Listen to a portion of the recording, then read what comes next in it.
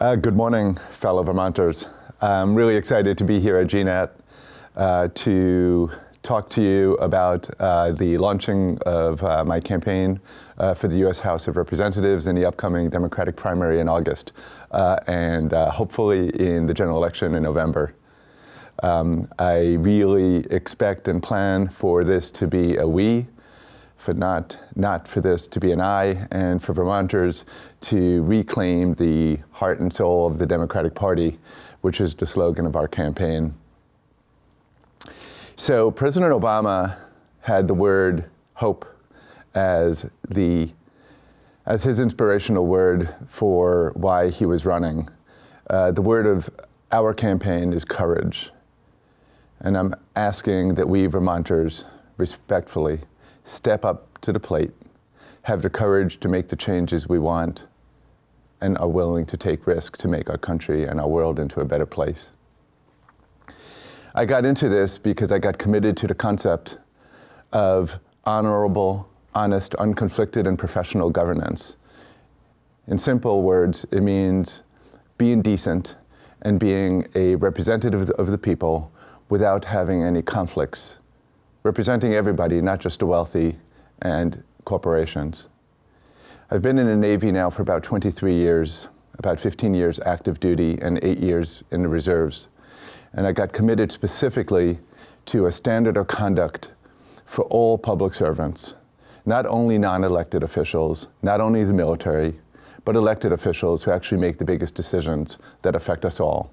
I don't think it's asking too much, at the very least, for our representatives to commit to us, to commit to represent all of us, and not just the wealthy and corporations, as I mentioned a moment ago. In business, they refer to it as a fiduciary responsibility. In other words, in business, a CEO, for example, has to have a responsibility first to the shareholders. I can't even fathom the fact that we don't have something even similar to that in public service, that public servants have to have their fiduciary responsibility, in other words, their main responsibility and focus to the general population as opposed to specific interests who have influenced them because they've given corporate funding, they've given other special interest funding, and they've created a system that doesn't work for you and I. And I'll come back to that more specifically in a moment. So after 23 years, you might imagine that the core values of the United States Navy have affected me quite significantly. And the three values are honor, courage, and commitment. And I don't think that these should be core values only of the Navy. I think that any representative in Congress and who is a leader in Vermont should have those kind of core values as the essence and the basis of how they represent us every day. Now, I'd like to tell you exactly what I'm trying to accomplish. There's a few things. First, I want us, we Vermonters, to be leaders. I want us to be the tip of the spear. I want us to seal our fate rather than have others determine our fate. We're a small state, 625,000 approximately. We have two choices. We either go along with the values of others, and then we have no particular power to influence our future, or we try to lead. And what leadership means is that we step up to the plate. We are in the tip of the spear from a political point of view, from an economic point of view, from a healthcare point of view, environmental point of view, and our small delegation uses its bully pulpit and helps Vermont forge its actual future. How do we do that? I think the first step is that our congressmen, our senators, step up and say, it may have worked in the past, but we don't take money from special interests, from corporations, from unions, from other organizations, because we want to represent the people only. And even if we want to make a claim that it doesn't affect us, it's possible that's the case, although I kind of doubt it, and I'll come back to that also in a moment. But even if that's the case, it enables a system that is not constructive and not helpful for any of us, because we know that the congressman or senator to the right or to the left of our congressman or senator is affected by the special interests. And what we end up doing is we enable a corrupt system. So I want our small delegation And I'm respectfully asking that we Vermonters take ownership of our vote, very much like we take ownership of the money that we spend. We have a limited amount of money. We also have a limited vote power. And it is imperative that we Vermonters make the best of our small delegation. So, in addition to wanting to bring back the government to the people, the question is, by having our representatives be unconflicted, the question is, how do we make that actually translate into better policy?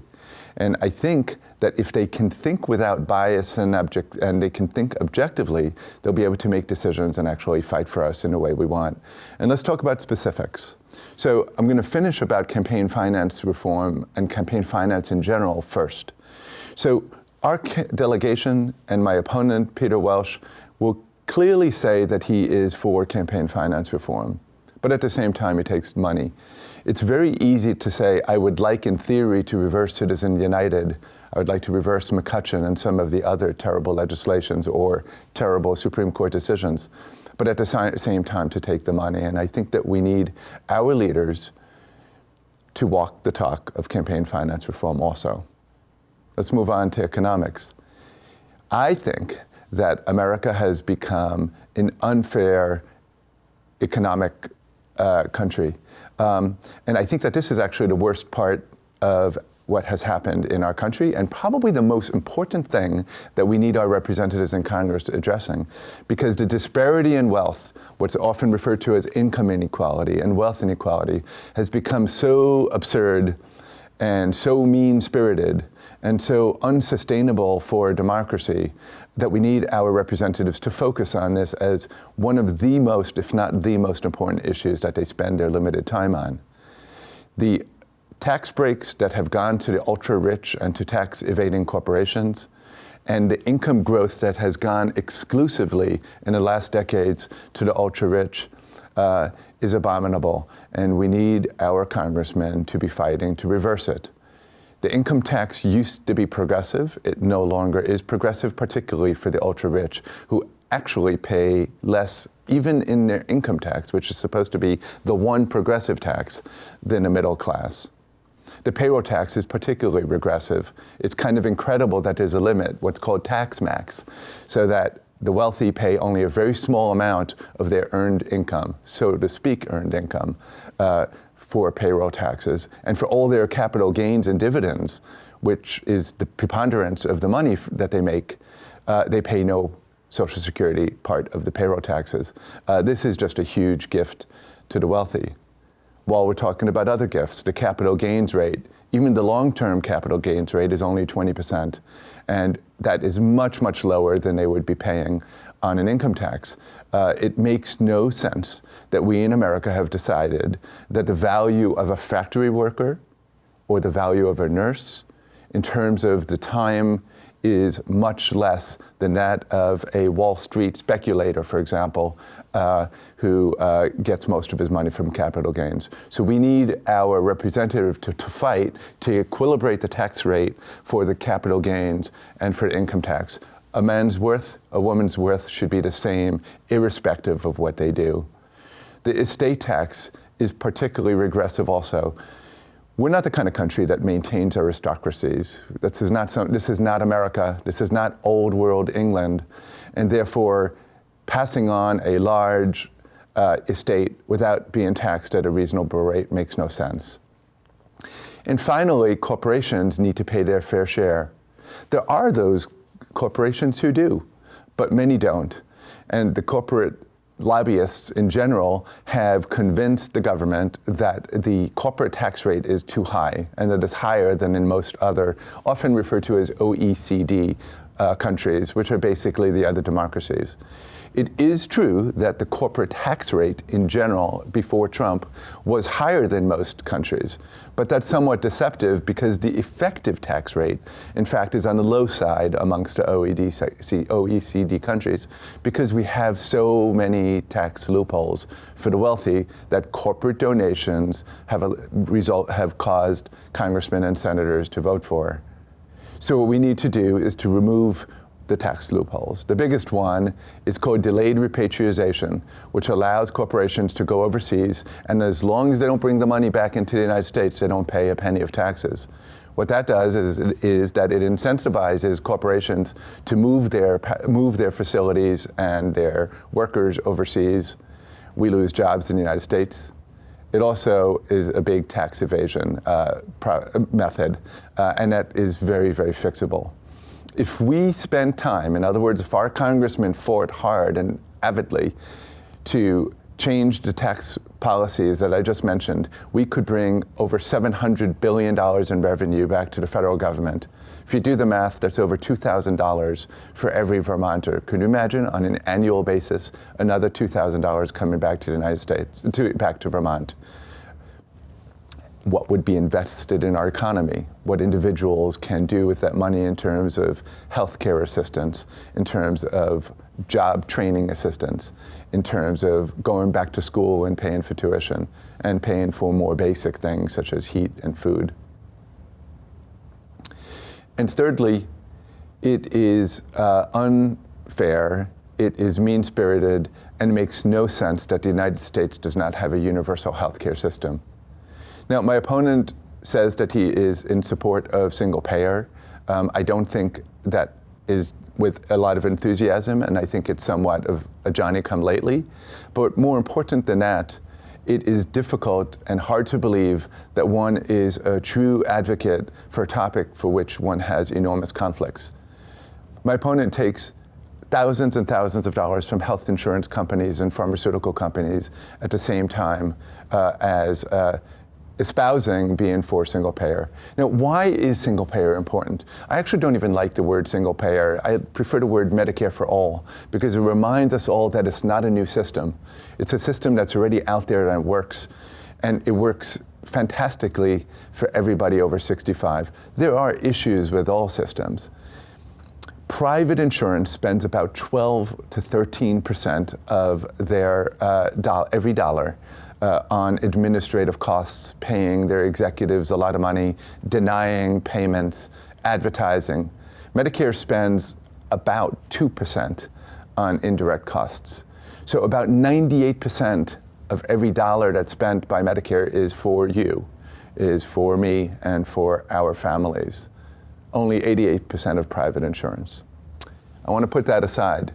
The other part is pharmaceutical companies. Congress has allowed law to be passed that prevents Medicare from negotiating with pharmaceutical companies to lower prices using the power of Medicare. It makes no sense.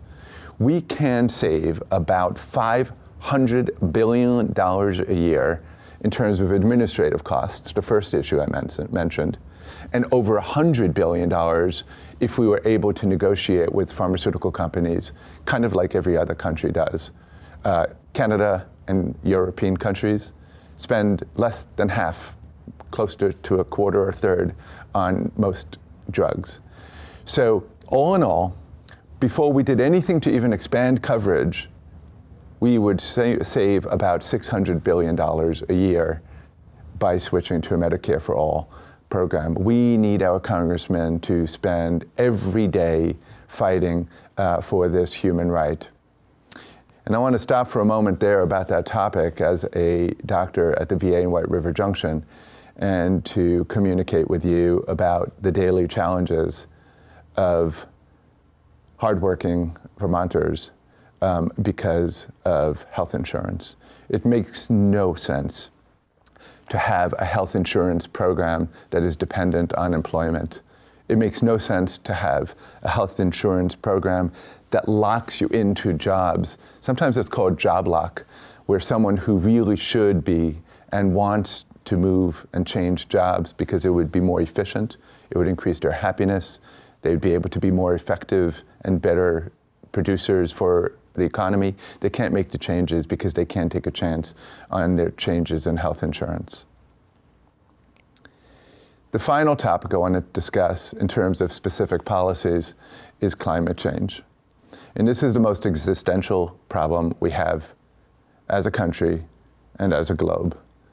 Because if Earth continues on the trajectory that seems to be apparent over the last few decades, we're all going to be in a lot of trouble. And anybody who has a child, and anybody who has a grandchild, even if we don't think in a short term this is going to be a huge problem, it's an existential threat that should make us do whatever is necessary in order to combat it. So we need our representatives to be, to use the term that I used earlier, tip of the spear leaders in terms of trying to change the country's economy and Vermont's economy to a one based on massive investment in renewables and in mass transit. And if we do that, we will stimulate our economy enormously, we'll create millions of high-paying jobs, and at the same time, we'll save our home, Earth. It's a win-win for everybody other than for carbon